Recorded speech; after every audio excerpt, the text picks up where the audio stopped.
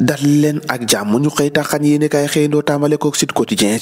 dikkaat na naka ci wàccaayu élection présidentielle 2024 Macky Sall naka fi mu toll nii naka mu ngi jàkkaarloo ko ëllëgam ndax yéene kaay bi nee na diggante tentation jëm naka ci troisième mandat naka ak mesure corrective yi nga xamante war na koo teg bu fexee rek ba dal am ci réew mi naka ak paix boo xamante ni si dina am si naka ci diggante askan wi Kader Boy naka ci biir yéene kaay bi xëy na see xaatim naka ab lu yaatoo yaatu ndax Macky Sall fi mu ne nii daanaka naka lu bëri moom la warte nag lalloo si nga dam naka ñuy dikkaat ci leneen te moo di Le Quotidien yéene kaay transport ak application mesure yi nga xamante ni si jot nañ koo jël ngir fexe rek ba jëlee fi accident yi heure de départ naka yéenekaay bi noonu la ko tuddee ak cette mesure yi nga xamante ni ki tey jii la ñu war a dugg naka en vigueur naka yéenekaay bi ne fi mu toll nii naka daanaka caaxaana jeex na caaxaana gas yi caaxaana faga tey rek la ñuy xam ndax application boobee naka danañ ko jëmal wala duñ ko jëmal ndax yéenekaay bi nee na ba ñuy jël ak mesure léegi te appliqué ko loolu mu ngi bëgg a bare bi la yoon nag lañuy xam ndax mooy doon exception bi am déet lu mu ci doon leen naka yéenekaay bi témoin dikkaat na ci exclusivité waaye itam rapport Cour des comptes ak publié bi nga xamante ni si waa insistance du Cour des comptes nag ñoo ko dal dee fësal ministère des finances naka ci jamono ji mu ngi taxaw rek ngir indi ay leeral ci mbir moomee nag ñu dikkaat ci leneen te moo di naka production arachidière 2022 chiffre ak maanaam totoluwaay bi Aly Ngouille Ndiaye jot na koo joxe ndax gis na ne fi mu toll nii nag daanaka si am nañ ci jéego boo xamante ni dañ nañ ko see def xel mun naa dal ci li nga xamante ni si moo di nag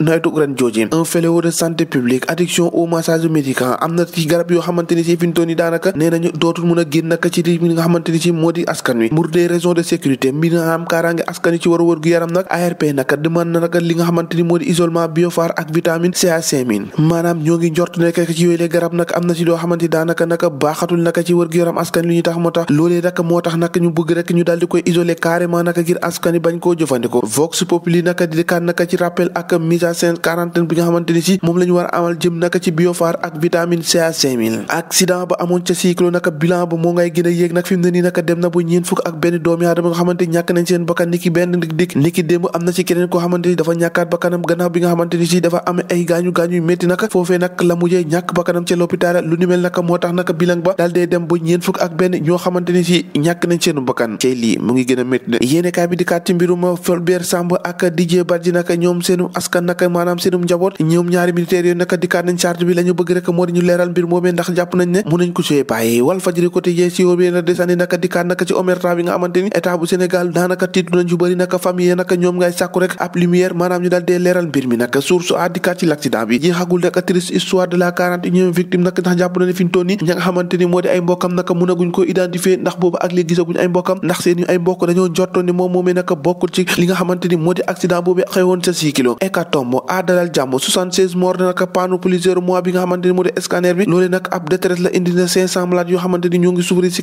cancer ndax la nga xamante ni moo di machine ba moo dal dee panne ay assurance yi nga xamante ni directeur bi moo ngi koy jox ak mise en garde ingénieur informatique biomédical bi loolu nag doon na jafe-jafe boo xamante ni l'observateur xëy na koo fësal l'observateur fësal ba léegi ci wàllum santé nee na naka CA5000 ak biophare nee na biophare CA5000 nag si jamono ji nag am nañ ci loo xamante ni ñu ngi koy njot moo tax rek ñu bëgg fi mu ne nii ñu daal di koy écarter bu askani bañ di ko jëfandikoo critique yéene kaay dikkaat naka ci sécurité routière Macky à fond la caisse naka fi ñu toll naka Macky caaxaaratul foofu naka kaful bëgg na naka accident yi na muy amee naka mbir mi mun a jeex naka bés bi la jour xëy bés bi naka dem ca ñibi terre des sans histoire voyage naka fi nga xamante ni moo di arrondissement boobu nga xamante daanaka dafa dal dee siw ci mbirum affaire amiyaay ñibi nag ak accident bu 6 kilo origine tour boobee nag ak profil député maire boobee nag yéenekaay bi xëy na see def ab saytu découverte bu réeree naka ci foofee nga xamante ni moo di ñibi le soleil yéenekaay dikkaat ci mise en œuvre sans délai des mesures arrêtées du conseil interministériel sur la sécurité routière gouvernement bi naka tey la gën a déterminé wu maanaam nag kafu ci réew ci ngir ñu appliquer mesures yi nga xamante ni jël nañ ko tribune yéenekaay dikkaat ci leneen la mu jël rek moo di flambée des prix carburant ak li nga xamante ni moo di courant bi Macky Sall naka moo ngay toroxal góorgóorlu yi yéenekaay bi tribune noonu la ko xëy fësale ndax yokk prix essence ak gasoil waaye itam kilowatt bi électricité bi dal dee yokk nag vers une hausse naka des denrées loolu la ñu njort nag maanaam dund gi dal dee yokkuwaat loolu tax nag yéenekaay bi ne fi mu ne nii góorgóorlu yi xamatuñu fu ñu teg seen tànk ndax coono bu métti bu nga xamante ni ñu ngi koy dund ndax seeraayu dund gi ak jafe-jafe yi nga xamante ni moom la ñuy daj ci Sénégal chaque jour ak ay dossiers yu bees ñoo ko déggandoo jaa ngeen jëf ba ëllëg